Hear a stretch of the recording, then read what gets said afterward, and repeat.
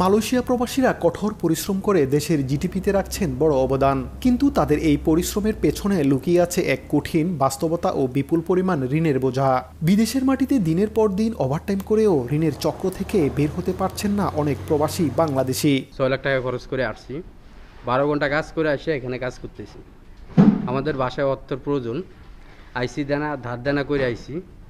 এখন কীভাবে ধার দেনা দিতে পারবো ওইটাই আমরা খুঁজতেছি। কিন্তু মালয়েশিয়া তো আসার জন্য মানুষ অনেক বেদিস, ঠিক আছে। মালয়েশিয়া খুব পরিস্থিতি খুব খারাপ। 12 ঘন্টা নাইট ডিউটি করে আসলাম, আয়া পরে এখন আবার এই যে লরিতে কাম করতেছি, ওভার টাইম করতেছি, যেহেতু 2 টাকা ইনকাম করে ফ্যামিলি দিতে পারি, নিজে একটু ভালো থাকতে পারি। কিন্তু শরীর দিকে দেই না, ফ্যামিলি দিকে দেই, যেহেতু ফ্যামিলি একটু ভালো থাকে। মালয়েশিয়ায় কর্মরত বাংলাদেশি কর্মীদের বেতনের বড় অংশ চলে যায় ঋণের কিস্তি, খাওয়া এবং অন্যান্য খরচ মেটাতে। ফলে পরিবারকে আর্থিক সহায়তা দেয়া বা নিজেদের সঞ্চয় করার মতো কোনো টাকাই তাদের হাতে থাকে না।